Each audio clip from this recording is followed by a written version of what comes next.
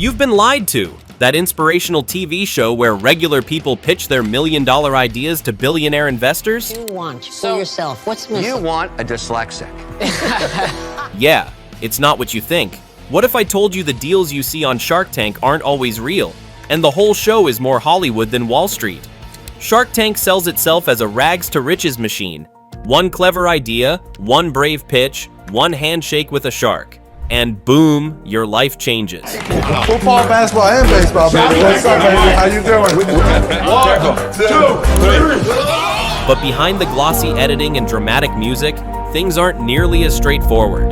The truth is, every detail of Shark Tank is engineered for TV, not business. And here's the kicker: a shocking number of deals that get closed on the show This product has Lori written all over it. It Congratulations. never actually close in real life. Here's the first thing you need to know. Not just anyone can walk into Shark Tank. Forget the whole ordinary person with a big dream storyline. Producers screen tens of thousands of applicants every single year.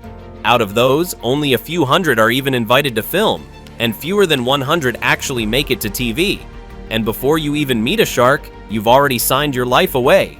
Contestants are required to agree to extreme contracts. At one point, producers had a clause that said they'd own 5% of your company or 2% of your lifetime profits just for showing up on screen, even if you didn't get a deal.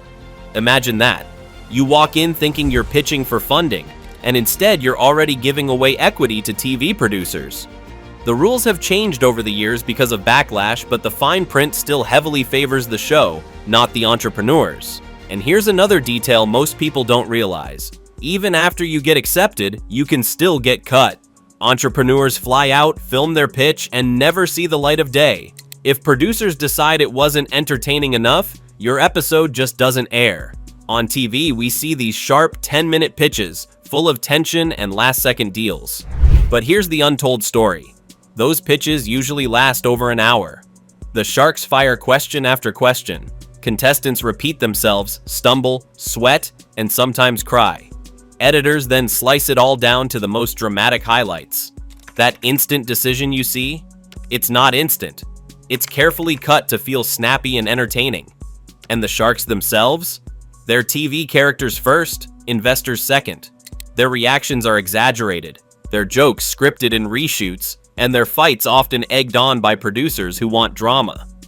One former contestant even admitted that sharks will sometimes repeat lines multiple times until producers get the soundbite they want. So when Kevin O'Leary delivers one of his classic brutal one-liners, chances are he said it several times before the editors picked the perfect version. Now here's where it gets dark. According to multiple reports, including interviews with past contestants, more than half the deals you see on Shark Tank never actually close. Why? Because what you see on the show is basically a fake handshake deal. After filming, the Sharks teams do months of due diligence, background checks, financial reviews, legal headaches, and in many cases, they back out. Sometimes the entrepreneur exaggerated their numbers. Sometimes the shark decides it's not worth the risk. Sometimes it's just creative differences. Damon John himself admitted that a lot of deals fall apart after the cameras stop rolling. And here's the irony. Sometimes contestants don't even want the deal anymore. The exposure from the show spikes their sales so much that they realize they don't need to give away 30% of their company. Let's talk money. Each shark is introduced as a billionaire or multimillionaire mogul who puts their own cash on the line. But here's the part you don't hear. The sharks actually get paid to be on the show. Variety reported that the sharks make around $50,000 to $100,000 per episode. That's millions a season, before they invest a single dollar. So even if they never invest in a single business, they're already making bank just for showing up and flexing their wealth. And when they do invest, it's not always from their personal pockets. Sometimes it comes from funds, companies, or structured deals that look very different from the TV handshake. In other words, the risk is much smaller for them than it looks. But for contestants, the stakes are life or death for their business. Give up 30% of your company for a modest check, and you may have just traded away control of your life's work. Let's not ignore the TV tricks. Shark Tank is produced like any other reality show, which means lots of manipulation, editing magic, Producers cut pitches to make entrepreneurs look foolish or brilliant depending on what makes better TV. Dramatic music. You've noticed how the music swells when someone's about to cry or when Mark Cuban rolls his eyes? That's not an accident, it's storytelling manipulation. Narratives. Every episode needs a hero, a villain, and a clueless dreamer. That's why some contestants get roasted on national television. It's not because they're dumb, it's because the story needed conflict. And let's not forget the sharks themselves. Their personalities are exaggerated caricatures. Kevin O'Leary, the ruthless Mr. Wonderful, Barbara, the nurturing cheerleader, Cuban, the alpha tech billionaire. It's character acting dressed as business. There are even reports that producers encourage sharks to fight with each other to create tension. That heated bidding war, you see? Sometimes it's less about the product and more about spicing up the episode. And those emotional pitches, the single mom with a cookie recipe or the dad inventing something for his kid, viewers are left thinking, wow, this is going to change their life. But here's the truth. A lot of those businesses vanish within a year. A study by Forbes found that only a small fraction of Shark Tank-backed businesses actually turn into long-term successes. The stats don't lie. CB Insights has reported that about 70% of startups fail within 10 years. Shark Tank contestants are no exception to that brutal reality. Here's something even more shocking. Sometimes the sharks don't even care about the businesses. They care about the exposure. By appearing on the show, they get hours of free advertising for their own personal brand. Millions of people watch them look smart and powerful.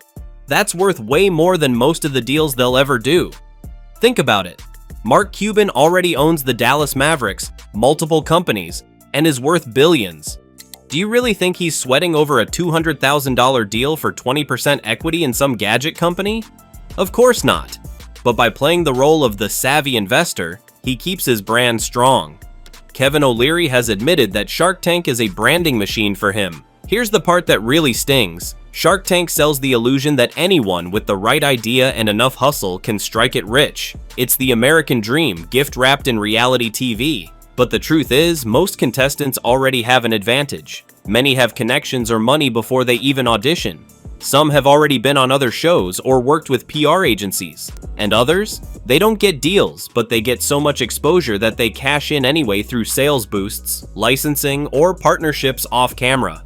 It's not the average Joe fairy tale we're told. It's a TV pipeline that favors people who already know how to play the game.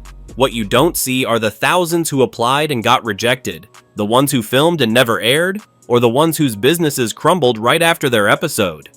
Does this mean Shark Tank is completely worthless? Not at all. It's entertaining, it's inspiring, and sometimes real deals do happen. Some companies have blown up thanks to the show, like Scrub Daddy, the Smiley Sponge company now worth hundreds of millions. There are success stories, Bombas socks, Squatty Potty, and Ring doorbells. But for every winner, there are dozens you've never heard of again. So let's call it what it really is, a reality show. It's not CNBC, it's not a documentary, it's not pure business. It's a stage where money, dreams, and drama collide for ratings.